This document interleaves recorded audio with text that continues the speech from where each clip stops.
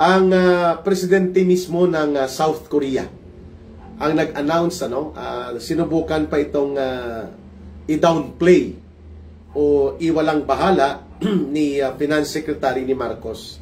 Itong si Boy Kuha Pundo PhilHealth na si Recto.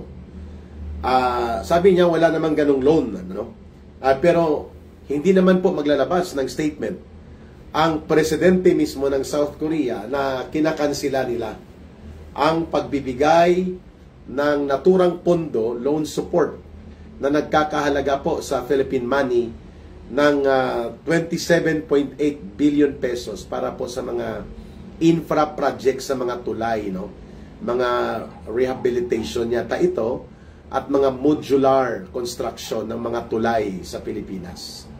So the Korean president and the Korean media will not take time na pansinin po ang Pilipinas kung hindi po totoo na nagkaroon ng pakikipag-deal ang Philippine government ni Marcos sa Korean government.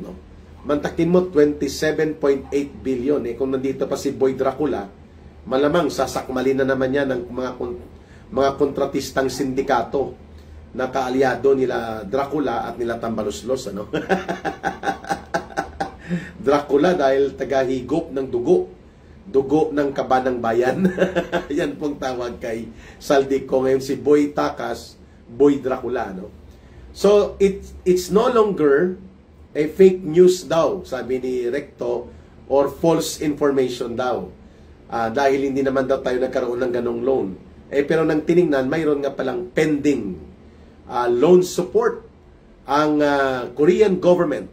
Isa itong foreign funded or ang tinatawag na ODA supported na mga big ticket projects ni Marcos. ODA means Overseas Development Assistance. ODA like KOICA, Korean Overseas International Cooperation Agency. Yan po ay ODA yan, Overseas Development Assistance Agency yan. KOICA, JICA, Japan International Cooperation Agency. Ganon din po, kaya nga ang lugar namin dyan sa Suok, Arevalo, JICA Relocation Project 3. Kasi yan po ay dinevelop ng mga Hapon, na malagyan ng mga kalsada at mga drainage system at pati po ng water system. Kaya JICA. Okay. Ginawa nilang sinungaling ang South Korea, sabi ni DK. Kaya nga Del Jul Cataluna. So it is already confirmed that indeed the South Korean president and his government, ang South Korean government ay walang tiwala sa kakayanan ng gobyerno ni Marcos na magpatupad ng matino at walang pangungurakot o pangungulimbat na sa kabanang bayan na uri ng mga big ticket projects o malalakihang punduhan na mga proyektong may counterpart ng mga foreign assistance. Kagaya po nitong idiniklara ngayon na pagpapahold o pagkakansila ng 27.8 billion pesos na loan supported for supposedly modular bridge construction programs ni Marcos. Ayan. Ang main reason po ng Korean president ay malubha at napakalaganap ng iskandalo ng korupsyon na hindi ma-ignore na ito po ay may posibilidad na maapektuhan at masasayang lang ang pondo ng 27.8 billion pesos na ito. Ang counterpart ng government dyan ay 30%. So ang counterpart is around 6 billion pesos.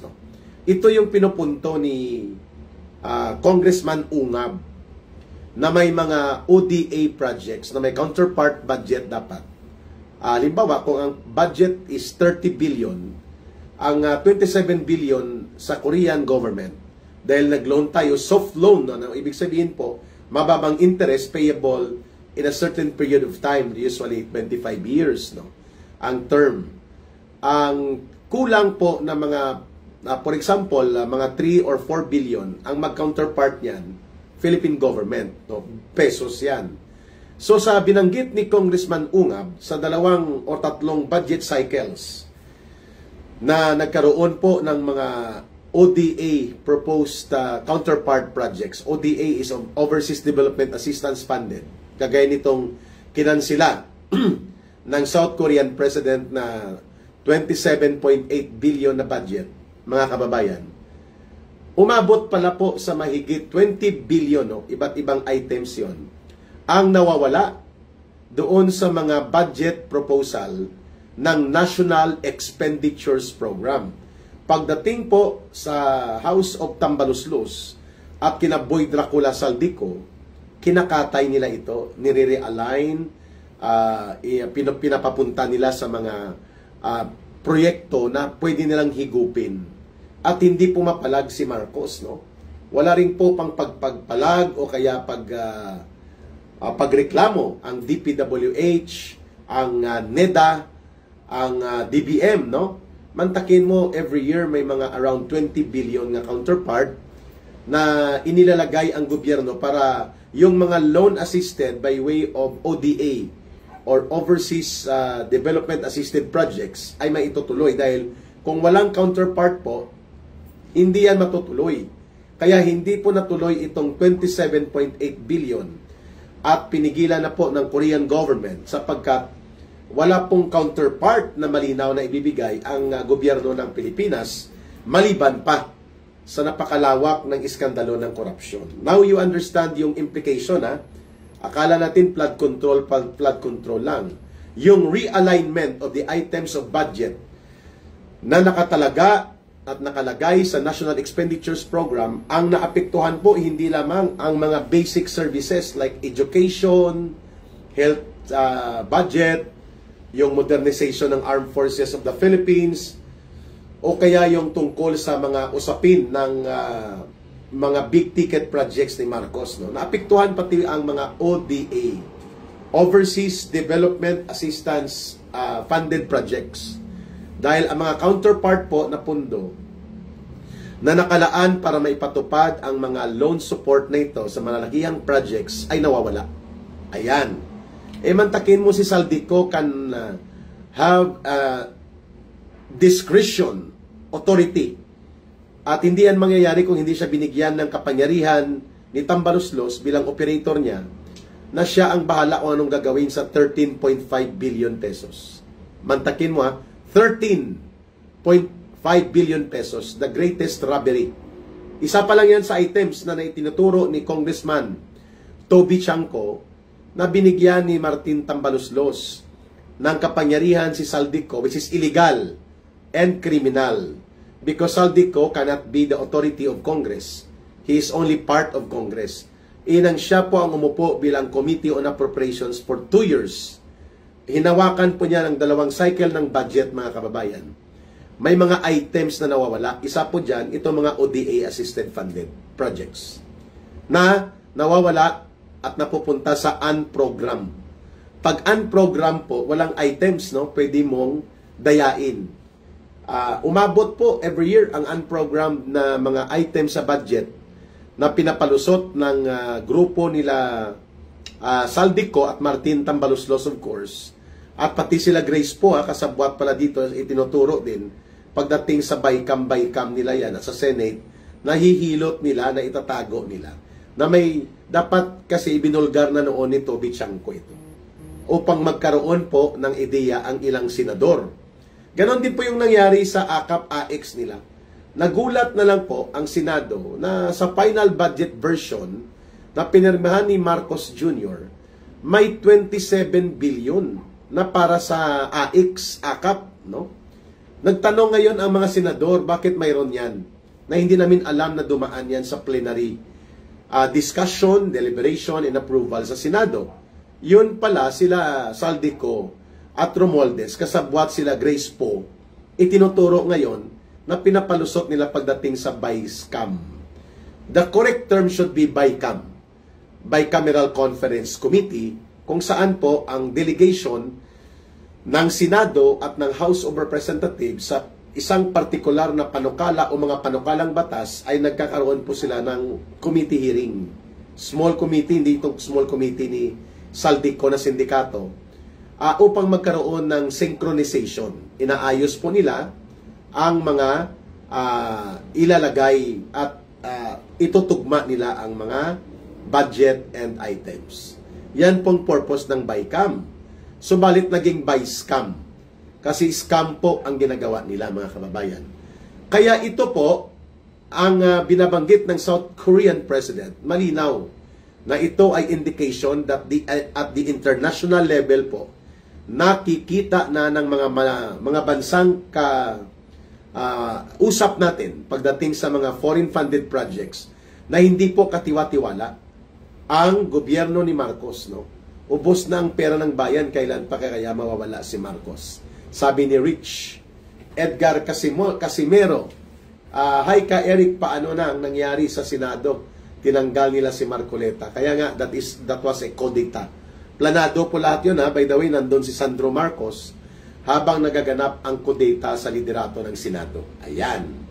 So, maraming salamat sa South Korean President and Government na pinigilan po nila na kurakutin itong 27.8 billion pesos na mga big ticket projects for modular bridge construction ni Marcos. At malamang ang Japan International Cooperation Agency or JICA at ang gobyerno ng Japan ay nag-iisip na rin po, pati na ang Canada, CIDA, Canadian International Development Authority, kung magpapatuloy pa ba sila sa pagkakaroon ng tinatawag na pakikipag-ugnayan sa gobyerno ng Pilipinas, kung nararapat pa po ba na punduhan ang mga necessary infrastructure projects.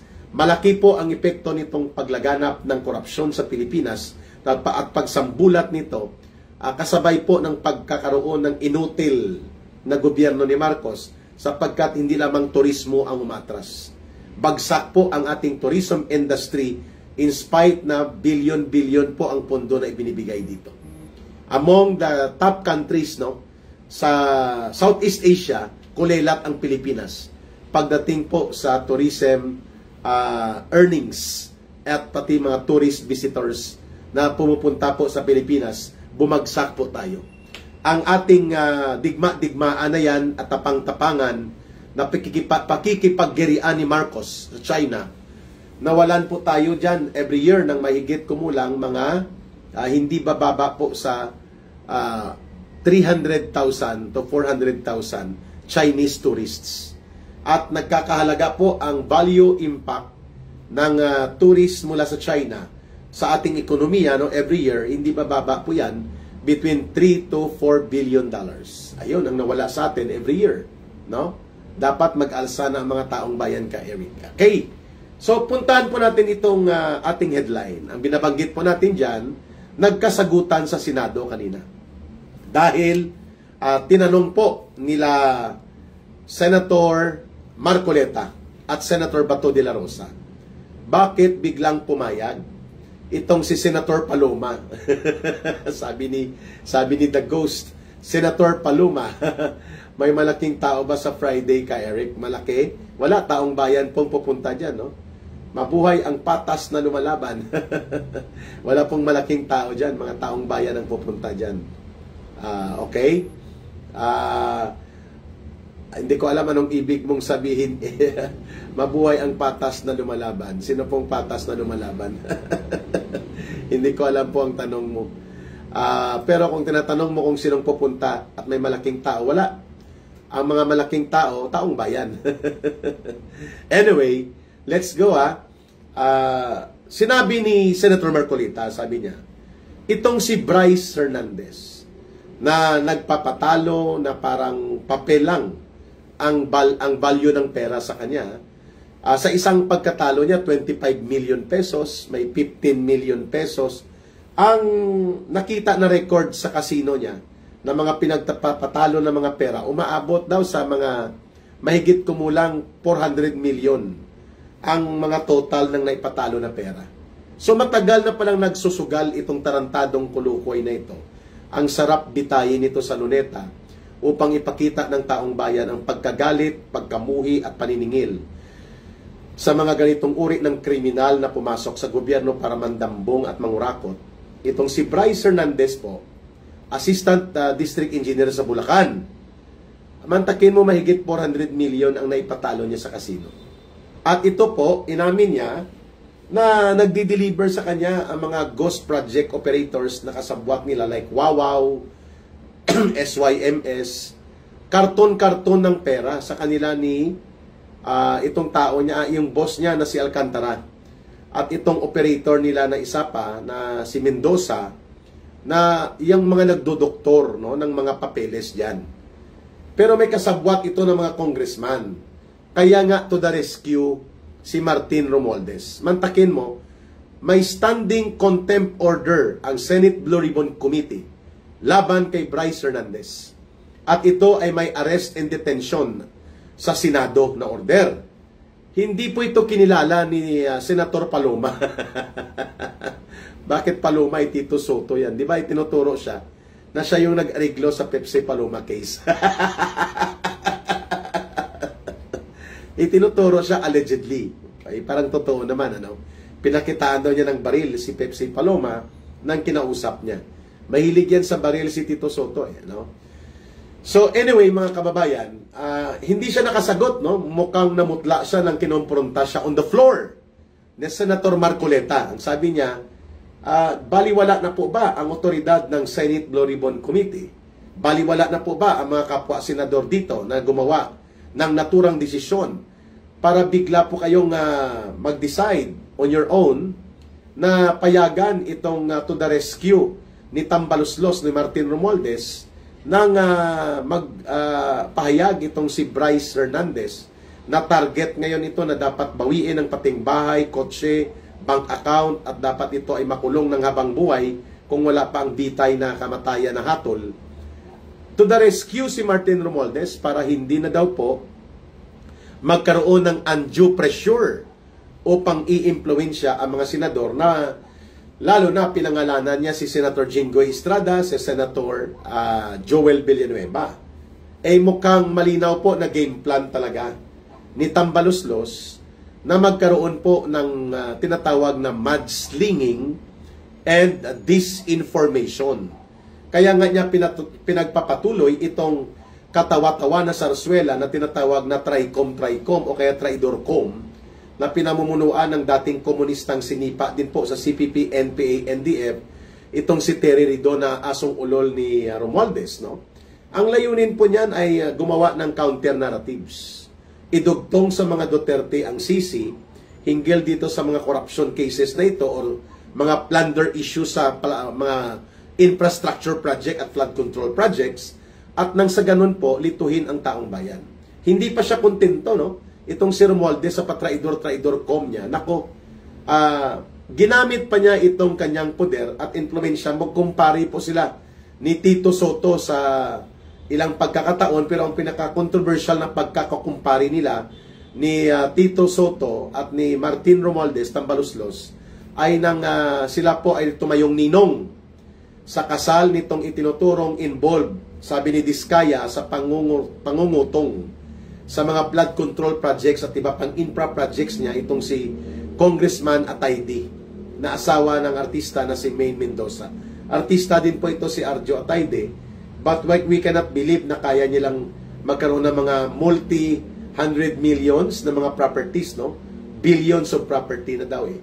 May mga yate, may mga mansyon, may mga resort, kung ano-ano pang mga kayamanan. So itong si Arjo Atayde ng 1st District ng Quezon City, itinuturo na isa sa sinumpaang salaysay ng mag-asawang Diskaya na nangungutong, no, as high as 30% sa mga flood control projects and other infra projects nila. May resibo ito, nakalagbok, ayon sa salaysay na sinumpaan ng mag-asawang Diskaya. Ngayon, itong si Tito Soto at itong si Martin Tambaluslos ay magkumpari po dyan kay Arjo Atayde at kay Maine Mendoza. So, ang magkumpari na si Romualdez Tambaluslos at si Tito Soto, pinatakas po nila mula sa custody ng Senate. Itong si Bryce Hernandez na sabi nga natin, kayang magpatalo as much as 400 million pesos o mahigit pa sa kanyang pagkalulong sa sugal sa kasino. Ayun. Ang pinagsusugal niya po, pera ng taong bayan. Dinodoktor nila ang mga at pinipeke ang dokumento. Walang project, no? At mga pondo po ito galing sa DPWH na pinalusot. At kasama niya daw dito si Alcantara. Dapat po kinustudi ito ng Senado. Pati si Alcantara at itong si Bryce Gonzales, no? Pero itong si Martin Tambaluslos, halata talagang guilty at may pinagtatakpan sila, ay kinustudi nila and then itinun over sa PNP.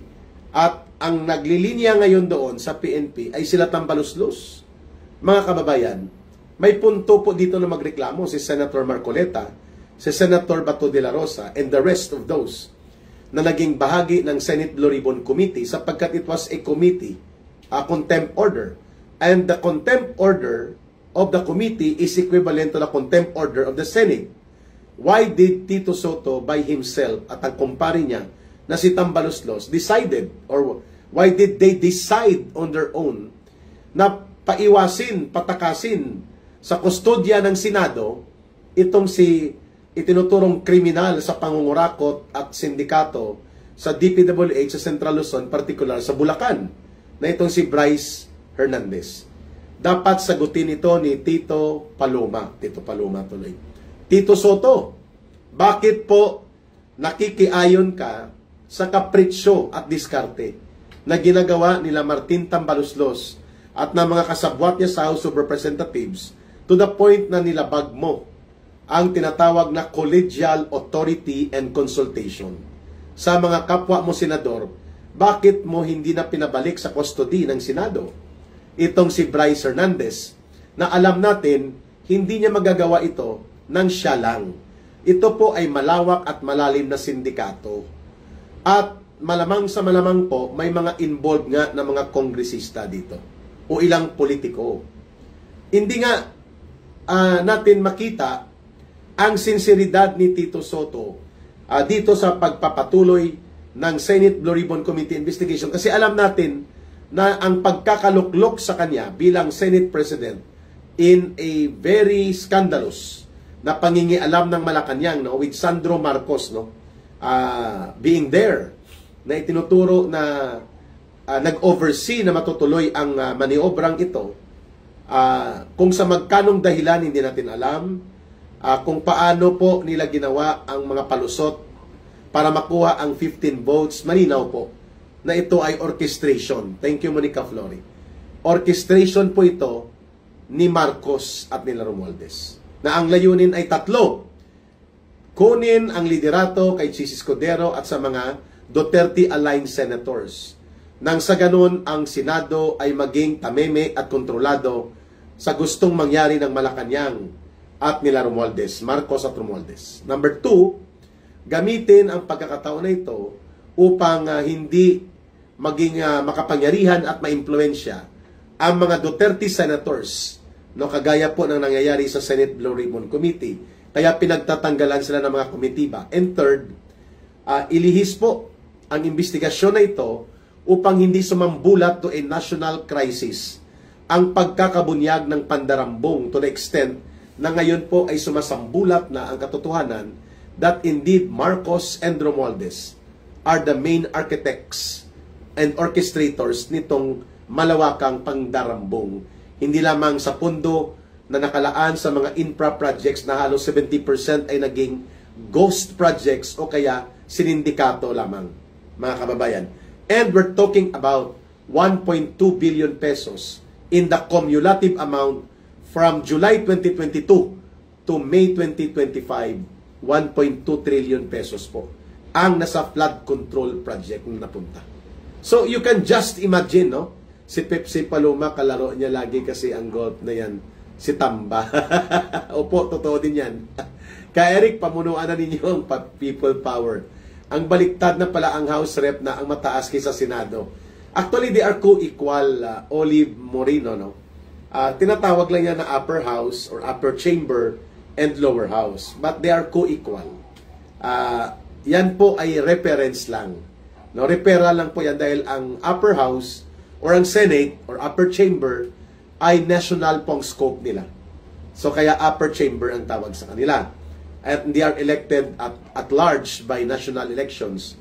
Samantalang ang House of Representatives o yung lower house o lower chamber, ang tawag naman po dyan sa kanila, sapagkat sila ay locally elected, but they are a national legislature also. Ayan, they are co-equal. Ang punto natin dito is very simple. Kung walang itinatago, kung walang pakikipagsabwatan, at walang hidden agenda ng pagtatakip, pagtatabon-tabon, at paglilihis, itong dalawa, no? Si Soto at si Romualdez, bakit nila pinayagan na hindi makustody ng Senado, bagamat may standing order of detention na, at ito ay desisyon na ipinatupad ng Senate Blue Ribbon Committee, binaliwala po ni Tito Soto. Okay? Gen Z, Barsaga versus Martin Romualdez. Okay. Sana po, no? So, dapat pong magpaliwanag talaga si Tito Soto. Ano ang mga dealings niya kay Tambaluslos patungkol dito sa sumasambulat na iskandalo po ng flood control projects. Bakit nakikita na natin ang pattern of cover-up? Bakit nakikita na natin ang diskarte na imaniobra nila, ilihis nila at pagtakpan nila ang proseso ng pambansa at pang-internasyonal na pagkakasambulat ng iskandalo ng pangungulimbat at pandarambong ng kabanang bayan na nagaganap at pinayagang maganap ni Marcos at Romualdez. To the rescue si Tito Soto. At pinayagan niyang hindi makustody itong si Bryce Gonzales in spite of the fact na mayroon itong contempt order with detention ng Senate Committee on Blue Ribbon. Ayan. So marami tayong makikita dito, no? The more that they are doing this, the more na nakikita natin na pinatakas din ni Tambaluslos, sila Saldico, sila Dong Gonzales, ay hindi na rin po makikita, the more nilang ginagatungan ang pagkagalit ng mga mamamayan.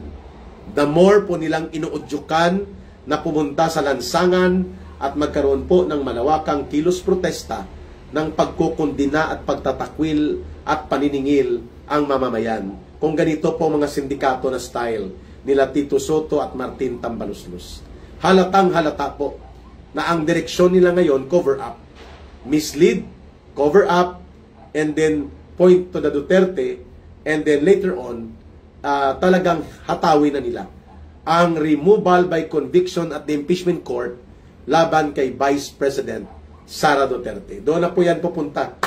Kaya mga kababayan, bantayan po natin yan kasi may mga iba pa tayong natatanggap na balita na maraming mga hakbang na ginawa po itong sila Marcos at Romualdez kung bakit nagkaroon ng rigudon o pagkakaroon ng unceremonious and scandalous operations of Senate leadership coup or pang-aagaw sa pamumuno sa Senado upang gamitin ang Senado bilang extension sa political instruments ng gobyerno ni Marcos na mananatili sila sa poder, kokontrolin nila ang lahat ng abuso sa poder at pondo, at ang Senado dahil majority sila 15 ay magiging kasabwat na nila.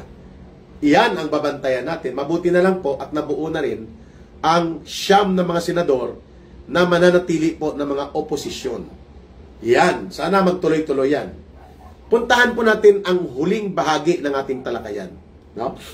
Pinapaliwanag ngayon si Tito Soto. Bantayan natin bukas ang update ng dyan. Kung mababawi pa ba ng Senate custody ang patungkol dito sa ginawa na pagpapatakas nila Tito Soto at Martin Romualdez dito kay Bryce Hernandez na ito. Lumabas po ngayong hapon ang shortlisting, no, sa mga pagpipilian ni Marcos para maging susunod na ombudsman na papalit kay retired former Justice Martires, mga kababayan. Ang pangalan ni Boying Rimulya bilang aplikante at shortlisted nominee hindi po na-include dahil hindi siya nakasecure ng mandatory requirement ng ombudsman clearance. Hindi po na-resolve ang tinatawag na mga complaints cases na isinampa po laban kay Boying Rimulya patungkol sa illegal na pagpapadukot kay Pangulong Duterte at pati na po ang illegal na pagpapatapon at pagpapaditine sa International Criminal Court, which is a bogus entity. Among other things, bago po si Boying Rimulya makonsider o sino paman sa shortlisting of the nominees to be submitted by the Judicial Bar Council to the President na pagpipilian niya kung sinong i-appoint niya bilang ombudsman, kailangan magkaroon ka muna ng clearance from the ombudsman na wala kang kinakaharap na mga pending na mga reklamo o kaso patungkol sa graft and corrupt practices o ano pa mang nakasampang kasong administratibo o kriminal man sa ombudsman. Mayroon po siyang pending na mga reklamo sa ombudsman. Mayor po doon ang kanyang naging role, ang kanilang papel na magkapatid na ginamit po sila ni Marcos at ng mga komunistang teroristang kasabwat nila at ng Estados Unidos upang isagawa ang abduction of the century against former President Rodrigo Duterte. Walang clearance sa ombudsman, sabi ng Supreme Court sa kanilang tagapagsalita last week, you will not be considered to be part of the shortlisted names submitted as nomination doon sa presidente. Ayan. So si Boying Rimulya is out sa ombudsman race, no? Buti naman po, sapagkat alam naman natin ang agenda doon sa ombudsman. Gagamitin ito as weapons and tools for persecution of the Duterte and other political groups aligned with the Duterte. Gagamitin ito as weapon of political persecution ni Marcos. Ang ombudsman kung Bega Warp. So this information pala na naristo ka daw. I just took a pic sa isang thumbnail ng isang ensaymada. Tawang-tawa nga ako, ano. Hayaan nyo na po. The more nilang ginagawa yan, the more tayong mas lalong sumisikat. Pinapasikat nila si Ka Eric. Anyway, it is to the favorable interest of the Filipino people that an ombudsman candidate, applicant, like Boying Rimulya, cannot be considered now to become another ombudsman sapagkat wala po siyang tinatawag na integrity and probity. Integrity, alam natin na ito'y politiko at marami po silang kinasasangkutan na mga maruruming issue sa politika ng kanyang kapatid sa Cavite at iba pang antas ng mga pamumulitika sa buhay nila. Alam din po natin ang anak niya na involved sa iskandalosong kaso ng droga. Alam din po natin na si Boying Rimulya ay involved dito sa pagpapadukot kay Pangulong Duterte. So, question of integrity, wala. Question of probity, wala din po siya niyan.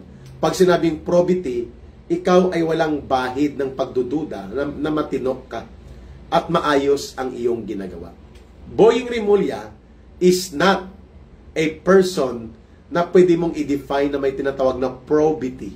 P-R-O-B-I-T-Y. Probity means ang iyong pagkatao at mga ginagawa at ang iyong karanasan ay hindi po tumutugma doon sa mga hindi ka nais-nais, kundi mabuti ang reputasyon at pagkakakilala sa iyo, pati ang track record mo.